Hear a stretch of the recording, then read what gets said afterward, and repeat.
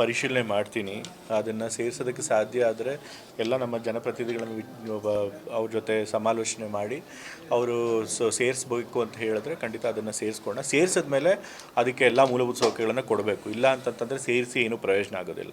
So ಹಾಗಾಗಿ ಅದಕ್ಕೆ ಎಷ್ಟು ಅನುದಾನ ಇದೆಯಾ ಇಲ್ವಾ ಅದೆಲ್ಲ ನೋಡಿ ಅದನ್ನು ಪರಿಶೀಲನೆ ಮಾಡಿ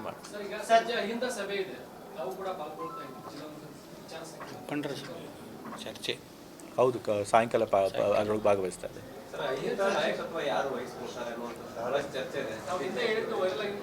ಈಗ ತಂದೆಯವರು ಈಗಲೂ ಇದ್ದಾರೆ. ಸೊ ಅವರು ಹೇಳಿದ್ದಾರೆ, ಅವರು ಸಕ್ರಿಯ ರಾಜಕಾರಣದಲ್ಲಿ ಇನ್ನೂ ಇರ್ತೀನಿ, ಮತ್ತು ಎಲ್ಲ ಹಿಂದವರ್ಗಳಿರ್ಬೋದು, ಯಾವುದೇ ದುರ್ಬಲ ವರ್ಗದವ್ರು ಇರ್ಬೋದು, ಅವ್ರ ಪರವಾಗಿ ಇನ್ನೂ ರಾಜಕಾರಣ ಮಾಡ್ತೇನೆ, ಅವ್ರ ಪರವಾಗಿ ದನಿ ಎತ್ತುತ್ತೀನಿ ಅಂತ ಹೇಳಿದ್ದಾರೆ. ಮತ್ತು ಭವಿಷ್ಯದಲ್ಲೂ ಕೂಡ ಅಹಿಂದ ಒಂದು ಏನು ಚಳುವಳಿದೆ ಅದು ಮುಂದುವರಿಬೇಕು. ನಾ ಹಿಂದೆ ಹೇಳಿದೆ ಸತೀಶ್ ಜಾರಕಿಹೊಳಿ ಅವರು ಕೂಡ ಅದ್ರ ಬಗ್ಗೆ ನಾಯಕತ್ವ ತೆಗೆದುಕೊಳ್ಳಿ ಅಂತ. ಸೊ ಹಾಗಾಗಿ ಯಾವುದೇ ನಾಯಕರು ಇರ್ಬೋದು, ಬಹಳಷ್ಟು ಜನ ಇಂದ ಚಳುವಳಿ ನಂಬಿಕೆ ಇಟ್ಕೊಂಡಿರುವಂಥ ನಾಯಕರು ನಮ್ಮ ಪಕ್ಷದಲ್ಲಿದ್ದಾರೆ. ಸೊ ಯಾವುದೇ ನಾಯಕರು ಈ ವರ್ಗಗಳ ಒಂದು ಹಿತಾಸಕ್ತಿಯನ್ನು ಕಾಪಾಡೋಕ್ಕೆ ಮುಂದೆ ಬಂದರೆ, ಅದ್ರ ಪರವಾಗಿ ಕೆಲಸ ಮಾಡಿದ್ರೆ, ಅವ್ರ ಪರವಾಗಿ ದನಿ ಎತ್ತಿದ್ರೆ ಸಹಜವಾಗಿ ಅವರೇ ನಾಯಕರಾಗ್ತಾರೆ. ಈಗಾಗಲೇ ಬಹಳಷ್ಟು ಬಾರಿ ಇದ್ರ ಬಗ್ಗೆ ಆನ್ಸರ್ ಮಾಡಿದ್ದೀನಿ. ನನಗೆ ಗೊತ್ತಿರೋ ರೀತಿ ಅದೇ ರೀತಿ ಯಾವುದೇ ವೈಮನಸ್ಯ ಇಲ್ಲ, ಎಲ್ಲರೂ ಕೂಡ ಒಗ್ಗಟ್ಟಾಗಿ. ಕೆಲವು ಸೋಷಿಯಲ್ ಮೀಡಿಯಾದಲ್ಲಿ ಸೃಷ್ಟಿ ಆಯಿತು. ತಂದೆಯವರು ರೆಸಿಗ್ನೇಷನ್ ಕೊಟ್ಟಾಗ ಅವ್ರಿರ್ಬೋದು, ಇದಕ್ಕೆ ಇವ್ರ ಕಾರಣ ಇರ್ಬೋದು, ಅವ್ರ ಕಾರಣ ಇರ್ಬೋದು, ಹಾಗೆ ಹೀಗೆ ಅಂತೆಲ್ಲ ಊಹಾಪೋಹಗಳು ಹರಡಾಡ್ತು. ಸೊ ಆ ಕಾರಣದಿಂದ ಸೋಷಿಯಲ್ ಮೀಡಿಯಾದಲ್ಲಿ ಶುರು ಆಗಿತ್ತು. ಅದು ಸ್ವಲ್ಪ ಹಾಗೆ ಒಂದು ಊಹಾಪೋಹಗಳು ಹಾಗೆ ಹರಡ್ಕೊಂಡಿವೆ. ನನಗೆ ಗೊತ್ತಿಲ್ಲ, ಹಾಗಾದ್ರೆ ನೀವು ಅವ್ರನ್ನೇ ಕೇಳಬೇಕು. ಇದು ಪಾಲಿಕೆಯಲ್ಲಿ ಒಂದು ಗೊತ್ತುವಳಿ ಪಾಸ್ ಮಾಡೋಕ್ಕೆ ಪ್ರಯತ್ನ ಮಾಡಿದ್ದಾರೆ. ಬೆಳಗಾವಿ ಈ ಕರ್ನಾಟಕ ರಾಜ್ಯದ ಅವಿಭಾಜ್ಯ ಅಂಗ ಅಂಥೇಳಿ. ಆದರೆ ಮೇಯರ್ ಅದನ್ನು ಪಾಸ್ ಮಾಡದೆ ಏನು ಮಾಡಿದ್ದಾರೆ, ಅದಕ್ಕೆ ಕಾನೂನು ಅಭಿಪ್ರಾಯ ಅಂತ ಹೇಳಿ ನಮ್ಮ ಇಲಾಖೆಗೆ ಕಳಿಸ್ಬಿಟ್ಟಿದ್ದಾರೆ. ನಮ್ಮ ಇಲಾಖೆಯಿಂದ ಮತ್ತೆ ಡಿ ಸಿಗೆ ಹೋಗಿ, ಡಿ ಸಿಯಿಂದ ಮತ್ತೆ ವಾಪಸ್ ನಮ್ಮ ಇಲಾಖೆ ಸೆಕ್ರೆಟ್ರಿಗೆ ಬಂದಿದೆ. ಅವರು ಅದನ್ನು ಕಾನೂನು ಅಭಿಪ್ರಾಯಕ್ಕೆ ಅಂಥೇಳಿ ಕಾನೂನು ಇಲಾಖೆಗೆ ಕಳಿಸಿದರು. ನಮ್ಮ ಇಲಾಖೆಗೆ ಬಂದಿದ್ದು ಕಳೆದ ತಿಂಗಳು 11ನೇ ತಾರೀಕು. ನನಗಿನ್ನೂ ಆಗ್ತಾನೆ ಹೊಸದಾಗಿ ಸಚಿವನಾಗಿದ್ದೆ. ಸೊ ಅದ್ರ ಬಗ್ಗೆ ನನಗೆ ಮಾಹಿತಿ ಇರಲಿಲ್ಲ. ಮತ್ತು ಅದಾದಮೇಲೆ ಈಗ ಕಾನೂನು ಅಭಿಪ್ರಾಯ ತೆಗೆದುಕೊಂಡು ಈಗ 21ನೇ ತಾರೀಕಿಗೆ ಕಾನೂನು ಇಲಾಖೆಯಿಂದ ಅಭಿಪ್ರಾಯ ಬಂದಿದೆ. ಅದರೊಳಗೆ ಮಧ್ಯದಲ್ಲಿ ನಾಗಮೋಹನ್ ದಾಸ್ ಅವರು ಕರ್ನಾಟಕ ಗಡಿ ಪ್ರದೇಶ ಮತ್ತು ನದಿ ರಕ್ಷಣಾ ಆಯೋಗದ ಅಧ್ಯಕ್ಷರು, ಅವರು ಕೂಡ ಇದಕ್ಕೆ ಯಾವುದೇ ಒಂದು ಲೀಗಲ್ ಹರ್ಡಿಲ್ಲ, ಕಾನೂನು ತೊಡಕಿಲ್ಲ ಅಂಥೇಳಿ ಅವರು ಕೂಡ ಅಭಿಪ್ರಾಯಗಳನ್ನು ನಮ್ಮ ಚೀಫ್ ಸೆಕ್ರೆಟರಿಗೆ ಕೊಟ್ಟಿದ್ದಾರೆ. ಸೊ ಇದು ಬೆಳಗಾವಿ ನಮ್ಮ ಕರ್ನಾಟಕ ರಾಜ್ಯದ ಅವಿಭಾಜ್ಯ ಅಂಗ ಅನ್ನೋದ್ರೊಳಗೆ ಯಾವುದೇ ಎರಡು ಮಾತಿಲ್ಲ, ಅದು ನಿರ್ವಿವಾದ. ಮತ್ತು ಅದಕ್ಕೆ ನಾವು ಯಾವತ್ತೂ ಕೂಡ ಬದ್ಧರಾಗಿದ್ದೇವೆ. ಬೇರೆ ಬೇರೆ ಕರ್ನಾಟಕ ಸರ್ಕಾರಗಳು ಕೂಡ ಅದನ್ನೇ ಪುನರುಚ್ಚಾರ ಮಾಡ್ಕೊಂಡು ಬಂದಿದ್ದಾವೆ. ನಮ್ಮ ವಿಧಾನಸಭೆಯಲ್ಲೂ ಕೂಡ ನಾವು ಮಹಾಜನ್ ವರದಿಯನ್ನು ಸಂಪೂರ್ಣವಾಗಿ ಅಂಗೀಕಾರ ಮಾಡ್ತೀವಿ. ಮತ್ತು ಮಹಾಜನ್ ವರದಿ ಬೆಳಗಾವಿ ಕರ್ನಾಟಕ ರಾಜ್ಯಕ್ಕೆ ಸೇರಬೇಕು ಅಂತ ಹೇಳಿ ವರದಿ ಕೊಟ್ಟಿದೆ. ಅದನ್ನು ನಾವು ಸಂಪೂರ್ಣವಾಗಿ ಒಪ್ಕೋತೀವಿ ಅಂತ ಕೂಡ ಹೇಳಿದ್ದೇವೆ. ಆದರೆ ಈಗ ಬೆಳಗಾವಿ ಮಹಾನಗರ ಪಾಲಿಕೆ ಪಾಸ್ ಮಾಡಿರುವಂಥ ಗೊತ್ತುವಳಿ ಕಾನೂನು ಪ್ರಕಾರ ಇದೆಯಾ ಇಲ್ವಾ ಅಂತ ಹೇಳಿ ನಾವು ಒಪಿನಿಯನ್ ಕೊಡಬೇಕಾಗಿದೆ. ಕಾನೂನು ಇಲಾಖೆಯಿಂದ ಒಂದು ಅಭಿಪ್ರಾಯ ಬಂದಿದೆ. ನಾನು ಅದನ್ನು ಪರಿಶೀಲನೆ ಮಾಡಿ ಪಾಲಿಕೆಯಲ್ಲಿ ಆ ರೆಸಲ್ಯೂಷನ್ ಪಾಸ್ ಆಗೋದಕ್ಕೆ ಪೂರಕವಾದಂಥ ಅಭಿಪ್ರಾಯ ಬರೋಂಗೆ ನಾವು ಮೀಟಿಂಗ್ ಮಾಡಿ ಅದನ್ನು ಮಾಡ್ತೇವೆ.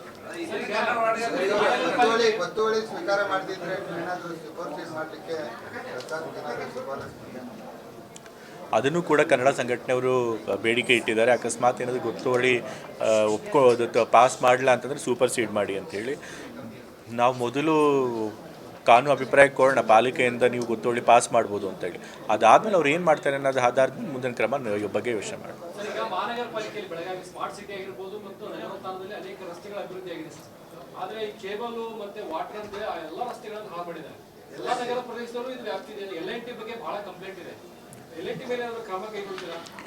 ಈಗ L&T ಅವರು ಬೆಳಗಾವಿ ನಗರಕ್ಕೆ 24/7 ವಾಟರ್ ಸಪ್ಲೈ ಕೊಡುವಂಥ ಒಂದು ಕಾಮಗಾರಿನ ಮಾಡ್ತಾ ಇದ್ದಾರೆ.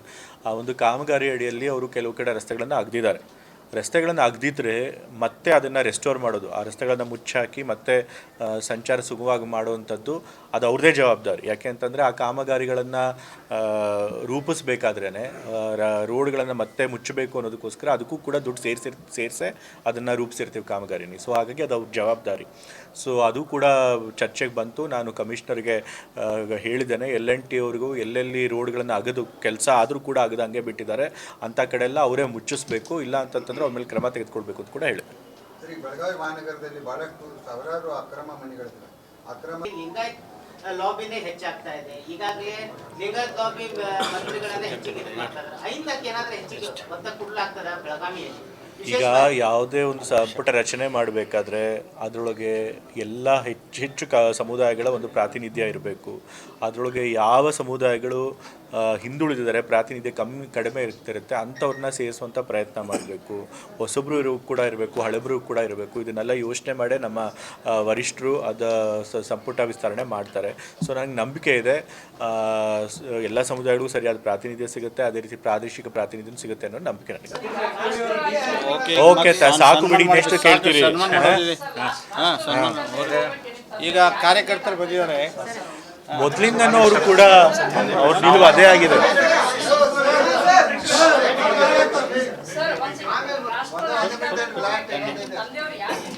ಈಗ ಮೊದಲಿಂದನೂ ಅವ್ರ ನಿಲುವಿದೆ ಇದೆ. ಮತ್ತು ನೇರವಾಗಿ ಮಾಧ್ಯಮದವರು ಈ ಪ್ರಶ್ನೆ ಕೇಳಿದಾಗಲೂ ಕೂಡ ಅವ್ರು ಉತ್ತರ ಮಾಡಿದ್ದಾರೆ. ಮತ್ತು ಹೊಸದಾಗಿ ಮತ್ತೆ ನಾನೇನು ಹೇಳೋದು, ಅವ್ರು ಮೊದಲಿಂದನೂ ಕೂಡ ರಾಜಕೀಯ ನನಗೆ ಆಸಕ್ತಿ ಇಲ್ಲ, ನಾನು ರಾಜ್ಯದಲ್ಲೇ ಇರ್ತೀನಿ, ರಾಜ್ಯದ ಜನರ ಒಂದು ಕಾಸ್ಗೋಸ್ಕರ ಹೋರಾಟ ಮಾಡ್ತೀನಿ ಅಂತ ಅವ್ರು ಹೇಳಿದ್ದಾರೆ. ಅವ್ರು ಹೇಳಿದ್ಮೇಲೆ ಮತ್ತೆ ಇನ್ನೇನು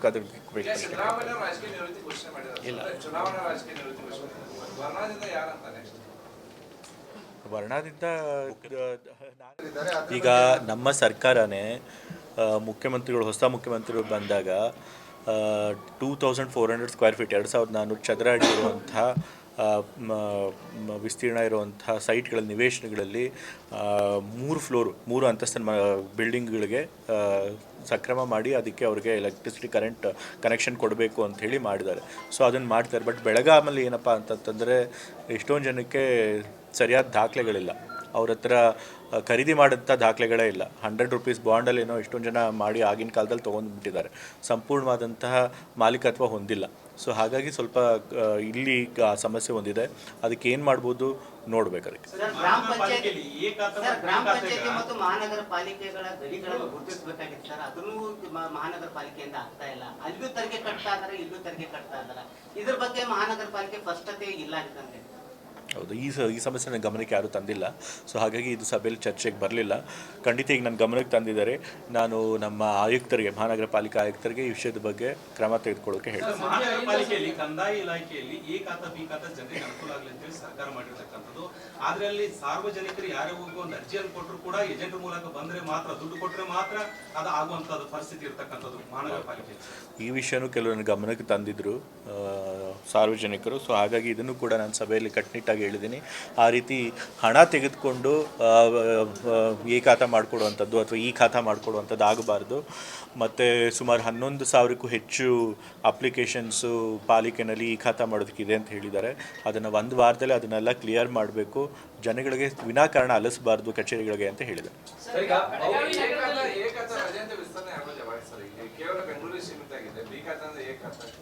ಇಲ್ಲ ನಮ್ಮ ಬೆಂಗಳೂರಿಗೆ ಹೊರಗಡೆ ಕೂಡ ಅದನ್ನ ಮಾಡಬೇಕು ಅಂತ ಹೇಳಿ ತೀರ್ಮಾನ ತಗೊಂಡಿದ್ದಾರೆ. ಇಲ್ಲ ಆಗುತ್ತೆ. ಬೆಳಗಾವಿ ನಗರದಲ್ಲಿ ವಿಶ್ವ ದರ್ಜೆಯ ಒಂದು ಈಜುಕೊಳ ನಿರ್ಮಾಣ ಮಾಡಲಾಗಿದೆ. ಅದರ ನಿರ್ವಹಣೆ ಆಗಿದ್ರೆ ಹಾಳಾಗಿ ಬಿದ್ದಿದೆ. ಅದ್ರ ಜೊತೆಗೆ ಮಕ್ಕಳ ಏನು ಉದ್ಯಾನಗಳಿದ್ದು ಅವು ಸಂಪೂರ್ಣವಾಗಿ ಹಾಳಾಗಿವೆ. ಎಲ್ಲ ಅಟಿಕೆ ಸಾಮಾನುಗಳು ಮುರಿದು ಬಿದ್ದಿವೆ. ಪಾಲಿಕೆಯವರು ಸರಿಯಾಗಿ ಅದನ್ನು ನಿರ್ವಹಣೆ ಮಾಡ್ತಾ ಇಲ್ಲ. ತಾವು ಸಚಿವರಾಗಿದ್ದೀರಿ, ಯಾವ ರೀತಿಯ ಸಭೆಯಲ್ಲಿ ಶಾಸಕರು ಇದ್ರು, ಮಹಾಪೌರರಿದ್ರು, ಉಪಮಹಾಪೌರರಿದ್ರು. ಬಟ್ ಈ ಒಂದು ಸಮಸ್ಯೆ ನನ್ನ ಗಮನಕ್ಕೆ ತಂದಿಲ್ಲ. ಖಂಡಿತ ಈಗ ನೀವು ತಂದಿದ್ದೀರಾ, ಅದನ್ನು ಕೂಡ ಆಯುಕ್ತರ ಜೊತೆ ಮಾತಾಡ್ತಾರೆ. ಬೆಳೆಯುತ್ತಿರುವ ನಗರ ಸರ್, ವಿಸ್ತರಣೆ ಆಗ್ತಾ ಇದೆ ಮಹಾನಗರ ಪಾಲಿಕೆ. ಏನಾದ್ರೂ ಬೃಹತ್ ಬೆಳಗಾವಿಯನ್ನ ವಿಭಾಗ ಮಾಡುವಂತಹದ್ದು ಮಹಾನಗರ ಪಾಲಿಕೆ ಇಲ್ಲ. ಈಗ ಬೆಳಗಾವಿಯಲ್ಲಿ ಇರುವಂಥ ಜನಸಂಖ್ಯೆ 5.5 ಲಕ್ಷ. ಸೊ ಅದನ್ನ ಇನ್ನೂ ಬೃಹತ್ ಬೃಹತ್ ಬೆಳಗಾವಿ ಪಾಲಿಕೆ ಮಾಡಬೇಕು ಅಂತಂದರೆ ಅದಕ್ಕೊಂದು ಕ್ರೈಟೀರಿಯಾಗಳೆಲ್ಲ ಇರುತ್ತೆ, ಇಷ್ಟು ಪಾಪ್ಯುಲೇಷನ್ ಇರಬೇಕು ಅಂತೇಳಿ. ಸೊ ಅದಕ್ಕೆಲ್ಲ ಇದು ಬೆಳಗಾವಿ ಫಿಟ್ ಆಗುತ್ತಾ ಇಲ್ವಾ ಅಂತ ನೋಡಬೇಕು. ಅದ್ರ ನಂತರನೇ ಅದ್ರ ಬಗ್ಗೆ ಯೋಚನೆ ಮಾಡೋಕ್ಕಾಗುತ್ತೆ. ಕೆಲವೊಂದು ಗ್ರಾಮ ಪಂಚಾಯತಿ, ಪಟ್ಟಣ ಪಂಚಾಯತಿಗಳು ಮಹಾನಗರ ಪಾಲಿಕೆ ವ್ಯಾಪ್ತಿಯನ್ನ ಕೂಡಿಸಿಕೊಂಡಿರವ. ಈಗಾಗಲೇ ಅಂತದೊಂದು ದೃಷ್ಟಿಕೋನದಿಂದ ಮಹಾನಗರ ಪಾಲಿಕೆಯನ್ನು ವಿಸ್ತರಣೆ ಮಾಡುವುದು ಸುಲಭ ಅನ್ನುವಂಥ ಸ್ಥಿತಿ ಸಾರ್ವಜನಿಕರದ್ದು ಸರ್. ಅಂಥ ಒಂದು ಪ್ರಸ್ತಾಪ ಶಾಸಕರಿಂದನೂ ಬಂದಿಲ್ಲ ಮತ್ತು ಮಹಾಪೌರರಿಂದನೂ ಬಂದಿಲ್ಲ. ನಾನು ಈಗಾಗಲೇ ಹೇಳಿದಾಗೆ ಬೃಹತ್ ಮಹಾನಗರ ಪಾಲಿಕೆ ಮಾಡಬೇಕು ಅಂತಂದರೆ ಅದಕ್ಕೆ ಒಂದು ಕ್ರೈಟೀರಿಯಾಗಳನ್ನು ಅದು ಫುಲ್ಫಿಲ್ ಮಾಡಬೇಕಾಗತ್ತೆ. ಬಟ್ ಆ ಕ್ರೈಟೀರಿಯಾಗಳನ್ನು ಫುಲ್ಫಿಲ್ ಮಾಡುತ್ತಾ ಇಲ್ವ ಅನ್ನೋದು ನನಗೆ ಗೊತ್ತಿಲ್ಲ. ಅದನ್ನು ಪರಿಶೀಲನೆ ಮಾಡ್ತೀನಿ. ನನಗೆ ಗೊತ್ತಿರೋ ಹಾಗೆ 5.5 ಲಕ್ಷ ಪಾಪ್ಯುಲೇಷನ್ಗೆ ಬೃಹತ್ ಬೆಳಗಾವಿ ಮಹಾನಗರ ಪಾಲಿಕೆ ಮಾಡೋದಕ್ಕೆ ಈಗಲೇ ಬರೋದಿಲ್ಲ. ಬಟ್ ಅಫ್ಕೋರ್ಸ್ ಇಲ್ಲಿ ಒಂದು ಏನು ಮಹಾಯೋಜನೆ CDP ಮಾಡ್ತಾರಲ್ಲ ಪ್ಲ್ಯಾನು, ಅದು ಮಾಡಿ ಬಹಳ ವರ್ಷಗಳಾಗೋಗಿದೆ. 10 ವರ್ಷಗಳಿಗೊಮ್ಮೆ ಮಾಡಬೇಕು. 2024ಕ್ಕೆ ಅದು ಮುಗಿದಿದೆ. ಸೊ ಈಗ 2 ವರ್ಷ ಆಗಿದೆ, ಮತ್ತೆ ಹೊಸದಾಗಿ ಮಾಡಬೇಕು. ಅದನ್ನು ಆದಷ್ಟು ಬೇಗ ಮಾಡಿ ಅಂತೇಳಿ ನನ್ನ ಸೂಚನೆ. ಸರ್, ಈಗ ಬೆಳಗಾವಿ ಮಹಾನಗರ ಪಾಲಿಕೆ ವ್ಯಾಪ್ತಿಯಲ್ಲಿ ಎಲ್ಲಿ ಬೇಕಾದಲ್ಲಿ ಕಸ ಬೀಳ್ತಾ ಇದೆ. ಸೊ ಇದನ್ನು ಕಂಡು ಕಾಣದಂತೆ ಅಧಿಕಾರಿಗಳಿದ್ದಾರೆ. ಮತ್ತೊಂದು ಕಡೆ ಪೌರ ಕಾರ್ಮಿಕರನ್ನ ಲೆಕ್ಕ ತೋರಿಸೋದು 1,000 ಜನ ಅದಾರ ಅಂತಂದ್ರೆ ಅಲ್ಲಿ ಕೆಲಸ ಮಾಡೋದು 600 ಜನ, ಇನ್ನು 600 ಜನ ಫೇಕ್ ಇದು ಮಾಡ್ತಾ ಇದ್ದಾರೆ. ಸೊ ಇದೇನಾದ್ರೂ ಗಮನಕ್ಕಿದೆಯಾ ನಿಮಗೆ? ಇಲ್ಲಿ ನಗರನ ಸ್ವಚ್ಛವಾಗಿಡಬೇಕು ಅಂತಂತಂದರೆ ಪೌರ ಕಾರ್ಮಿಕರು ಸರಿಯಾದ ಸಂಖ್ಯೆಯಲ್ಲಿ ಇರಬೇಕು. ಆವಾಗ ಮಾತ್ರ ನಗರನ ಸ್ವಚ್ಛವಾಗಿಡುವಂಥದ್ದು. ಈಗಾಗಲೇ ಒಂದಷ್ಟು ಕೊರತೆ ಇದೆ ಅಂತ ಹೇಳಿದ್ರು. ಈಗಾಗಲೇ ಒಂದು ಹೊಸದಾಗಿ ಮತ್ತೆ 24 ಜನ ಮತ್ತು ಬ್ಯಾಕ್ಲಾಗಲ್ಲಿ 13 ಜನ, ಒಟ್ಟು 24 + 13 ಜನ ಹೊಸದಾಗಿ ಪೌರ ಕಾರ್ಮಿಕರನ್ನು ತೊಗೊಳಕ್ಕೆ ಅವಕಾಶ ಇದೆ. ಅದನ್ನು ತೆಗೆದುಕೊಳ್ಳಿ ಅಂತ ಹೇಳಿದ್ದಾನೆ. ಮತ್ತು ಅಫ್ಕೋರ್ಸ್ ಸ್ವಚ್ಛತೆಯನ್ನು ಕಾಪಾಡಿಕೊಳ್ಳಬೇಕು. ಎಲ್ಲೂ ಕೂಡ ಕಸ ಅನವಶ್ಯವಾಗಿ ಬಿದ್ದಿರಬಾರ್ದು. ಎಲ್ಲಿ ಆ ಥರ ಆಗಿದೆ ಅಂಥ ಕಡೆ ಬೇಗ ಅದನ್ನು ಕ್ಲಿಯರ್ ಮಾಡಿಸಿ, ಯಾರು ಅದನ್ನು ಕಸ ಹಾಕ್ತಾರೋ ಮೇಲೆ ದಂಡನೂ ವಿಧಿಸಬೇಕು. ಮತ್ತು 100% ಡ್ರೈ ಮತ್ತು ವೆಟ್ ವೇಸ್ಟ್ ಸೆಗ್ರಿಗೇಷನ್ ಆಗೋಂಗೆ ಮಾಡಬೇಕು ಅಂತೇಳಿ ಕೂಡ ನಾನು ಸೂಚನೆ ಕೊಡ್ತೀನಿ. ಪೌರ ಕಾರ್ಮಿಕರು ಇರೋದು ಒಂದು ಸಂಖ್ಯೆ, ಅಲ್ಲಿ ಕೆಲಸಕ್ಕೆ ಬರೋರು ಕಡಿಮೆ, ಮಾತ್ರ ಜಾಸ್ತಿ. ನಾವು ವಿಚಾರಿಸ್ತೀನಿ ಯಾಕೆ ಅಂತಂತಂದರೆ ನನಗೆ ಅವರು ಇಷ್ಟು ಜನ ಇದ್ದಾರೆ ಅಂತ ಒಂದು ಸಂಖ್ಯೆ ಕೊಟ್ಟರು, ಅಷ್ಟು ಜನ ಇದ್ದಾರೆ ಅಂತ ಹೇಳಿದ್ದಾರೆ. ಬಟ್ ನೀವು ಹೇಳ್ತಿದ್ದೀರಿ ತೋರಿಸ್ತಿರೋದು ಒಂದು ಸಂಖ್ಯೆ, ಅದನ್ನು ನಿಜವಾಗ್ಲೂ ಇರೋದು ಕಮ್ಮಿ ಅಂತ ಹೇಳ್ತಾ ಇದ್ದೀರಿ. ನಾನು ಅದ್ರ ಬಗ್ಗೆ ವಿಚಾರಣೆ ಮಾಡ್ತೀನಿ.